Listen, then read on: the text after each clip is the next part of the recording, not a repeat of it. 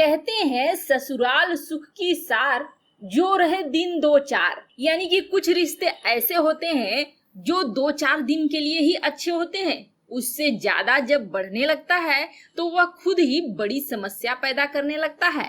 यही हाल चीन ने अब नेपाल का कर दिया है। शुरू की दोस्ती तो बड़े मजे में रही, लेकिन अब चीन ने अपना असली रूप दिखलाना शुरू कर दिया है। निकल कर आई है सामने बात कि आखिर रो चीफ अचानक से नेपाल क्यों गए थे और किससे मिलने गए थे। भारत के रो चीफ जिससे मिलकर आए हैं उसके बारे में आप जानेंगे तो चौंक जाएंगे, क्योंकि कोई उम्मीद नहीं कर सकता है कि भारतीय रो चीफ से वह शख्स मुलाकात करेगा। वहीं दूसरी तरफ कंगाल पाकिस्तान अब भूटान के पीछे क्यों पड़ा है? क्या चीन पाकिस्तान की भारत के खिलाफ एक नई साजिश है? और तुर्की ने एक अलग कहानी रच दी है। क्या रूस का S-400 सचमुच बेकार साबित हुआ है तुर्की के लिए? आखिर क्यों अब वह अमेरिका से गुहार लगा रहा है? किस चीज की गुहार लगा रहा है और उसे लेने के लिए वह बिल्कुल छटपटा रहा है? क्या है मामला? आइए जानते हैं इन खबरों को विस्तार से। भारत को घेरने के लिए पाकिस्तान और चीन एड़ी चोटी का जोर लगा रहे हैं। नेपाल को भारत के खिलाफ खड़ा करने के बाद अब ये दोनों देश भूटान पर डोरे डाल रहे हैं। पाकिस्तानी प्रधानमंत्री इमरान खान ने गुरुवार को भूटान के प्रधानमंत्री लोटे शेरिंग को फोन किया। ऐसा पहली बार हुआ है जब पाकिस्तान के किसी प्रधानमंत्री ने भूटान के किसी नेता से बात करी हो। ऐसे में पाकिस्तान की नीयत पर सवाल उठ रहे हैं। पाकिस्तानी विदेश विभाग की तरफ से जारी बयान में कहा गया कि दोनों नेताओं ने महामारी के तहत आपस में आपसी हित के लिए कई मुद्दों पर बातचीत करी, लेकिन असल क्या है वह तो अंदाजा लगा ही सकते हैं। वहीं दूसरी तरफ तुर्की ने रूस के S-400 का परीक्षण करा और वीडियो भी जारी कर दिया, लेकिन उस वीडियो में उसकी खुद की किरकिरी होने लगी और पता चला कि उसकी वीडियो सही नहीं बतला रही है और रूस का परीक्षण बर्बाद रहा, फेल रहा और इस पर मोहर भी लगा दिया रूस की मीडिया ने। इसके बाद तुर्की वापस अमेरिका की तरफ मुड़ा और अमेरिका से अब गुहार लगा रहा है।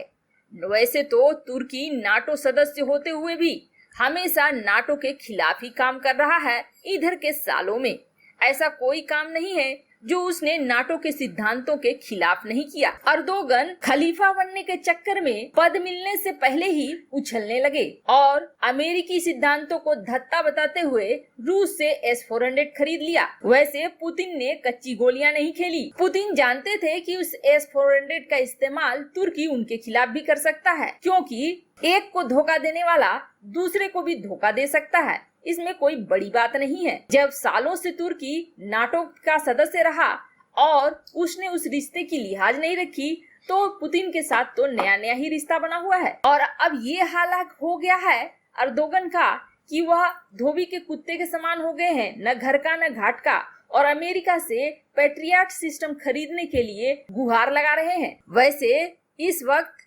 अमेरिका से वह पैट्रियट सिस्टम खरीदना चाहता है जब उसने अमेरिकी F-16 लड़ाकू विमान के ऊपर ही रूसी S-400 डिफेंस सिस्टम का परीक्षण कर लिया। इसके बाद पहले से ही अमेरिका में तुर्की के ऊपर प्रतिबंध लगाने का प्रस्ताव आ चुका है। वैसे तुर्की ख्याली पुलाव पकाने लगा। उसे नाटो के रूल्स का सिर्फ अपने लिए फायदा उठाने की लत लग गई है, क्योंकि तुर्की सिर्फ पैट्रियट सिस्टम को खरीदने की बात ही नहीं कर रहा है, बल्कि उसके अंदर शर्त भी रख रहा है और यह कह रहा है कि हम अमेरिका की पैट्रियट सिस्टम खरीदेंगे अगर अमेरिका हमें टेक्नोलॉजी ट्रांसफर करता है और हमारे साथ मिलकर इसका उत्पादन करता है। यह मुंह और मशहूर की दाल। अर्दोगन पता नहीं खुद को क्यों इतना होशियार समझते हैं, क्योंकि तुर्की और रूस की जो इस धर बीच बढ़ी है गतिविधियां, उसको लेकर अमेरिकी सांसद पहले से ही गुस्से में है। ऐसे में ऐसा नहीं लगता है कि यह डील मिलेगी अर्दोगन को, और हद तो तब लग रही है कि अर्दोगन किस मुंह से अब अमेरिका से डिफेंस सिस्टम को मांग रहा है। रूस से धोखा खाने के बाद वह फिर से अमेरिका की शरण में जाना चाह रहा है। वैसे अर्दोगन और ट्रंप की दोस्ती भी बड़ी मशहूर है। ऐसा कहा जाता है कि अर्दोगन ट्रंप के बहुत ही अच्छे दोस्त हैं।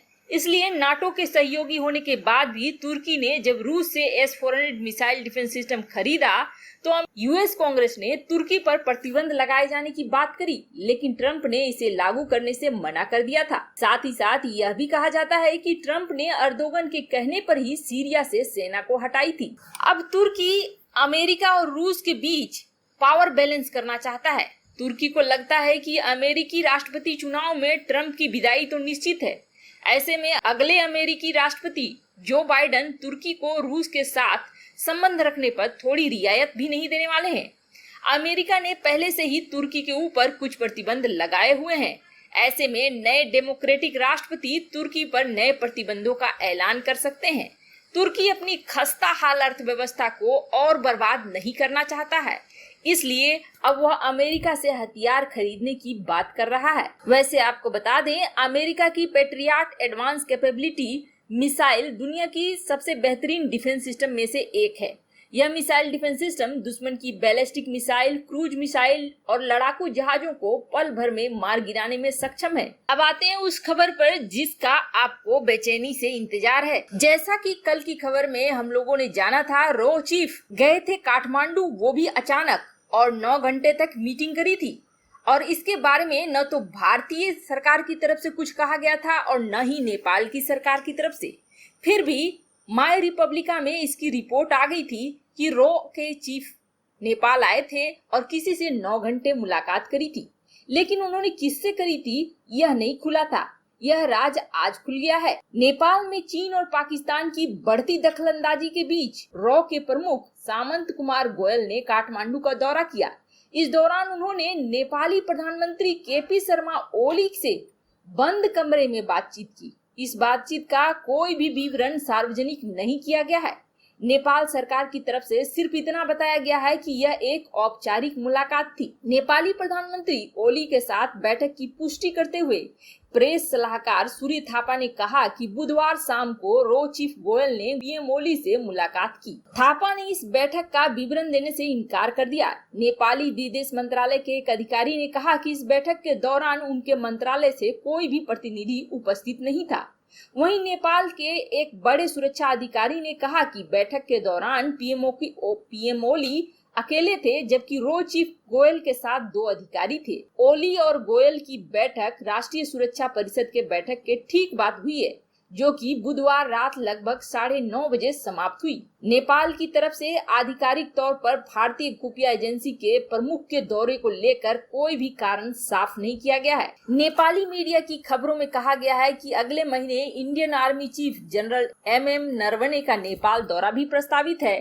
ऐसे में रो चीफ का यह दौरा काफी मायने रखता है। भारत और नेपाल के बीच वैसे तो पुराने सैन्य संबंध है, और आपको बता दें, पीएम ओली ने भारतीय थल सेना अध्यक्ष जनरल MM नरवणे के नेपाल दौरे से पहले भारत विरोधी अपने रक्षा मंत्री ईश्वर पोखरेल को भी पद से हटा दिया है। ये सब बातें एक सकारात्मक दिशा की तरफ संदेश दे रही है। वैसे आपको क्या लगता है, क्या तुर्की को माफ करके अमेरिका उसे पेट्रियट सिस्टम देगा? कमेंट कर अपनी राय जरूर बताएं।